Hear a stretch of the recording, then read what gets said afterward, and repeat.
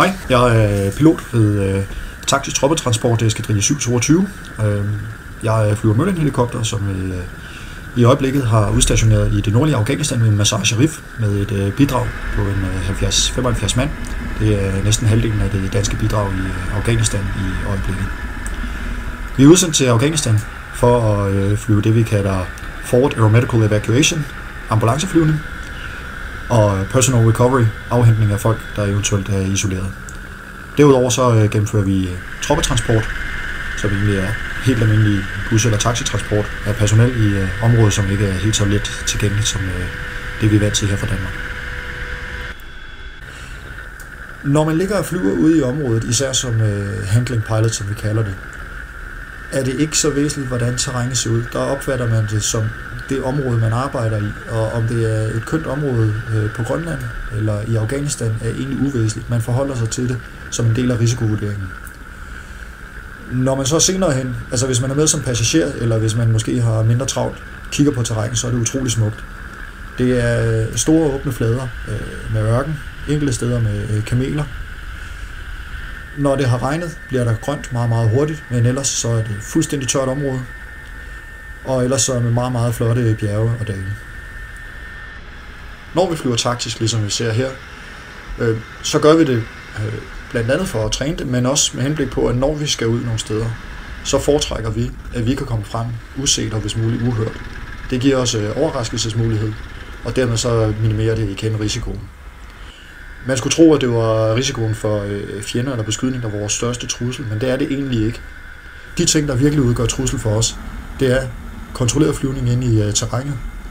Det er fugle, det er wires og lignende ting. Og langt nede af listen er der, at der er nogen, der vil os noget ondt. På helikopteren har vi monteret en række våben. Det er ikke fordi, at helikopteren er en våbenplatform. Det er ikke fordi, vi skal ud og være offensive. Det er ikke et angrebsvåben. Det er mere at se det som en stor planteæder, hvor den har horn. Det er ikke meningen, at den skal ud og dræbes i bytte. Men hvis der er nogen, der skulle være dum nok til at angribe den, så kan vi forvolde seriøs skade. Når vi kigger ind i helikopteren, så er det jo et relativt stort dyr. Det hedder officielt en mellemstørrelse helikopter, men det er den største, vi har i Danmark. Den er indrettet i det her tilfælde som en flyvende ambulance, hvor vi, hvis folk kommer til skade, kan redde dem på skadestedet og tage dem tilbage til hospitalsfacilitet.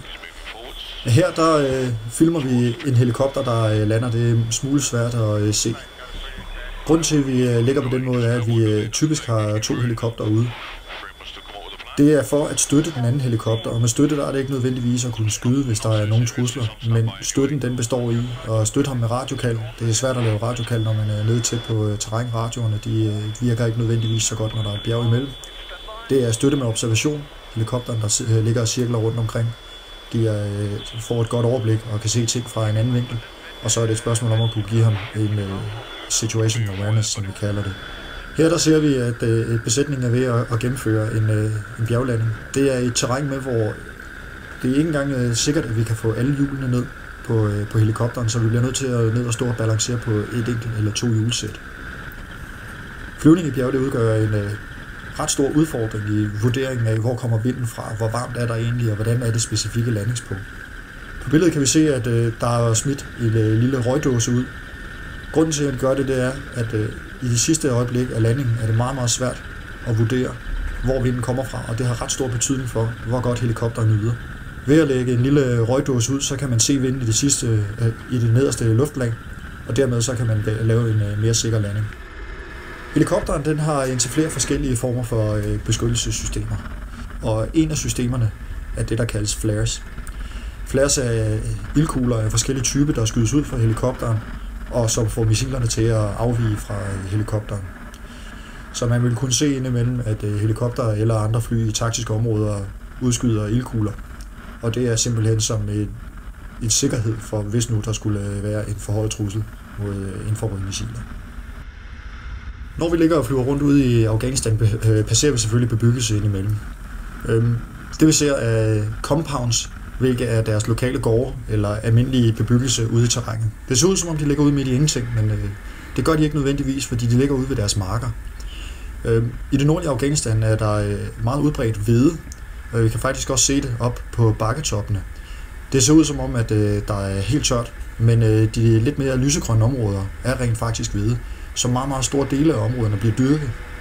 Det er en god fordel. Det betyder, at der er mad, og folk har noget at lave, og set som piloter er det klart en fordel, fordi ellers så kunne det være, at de havde mere tid til at være imod os. Som udgangspunkt er det en meget venligsindet befolkning, vi oplever op i det nordlige Afghanistan.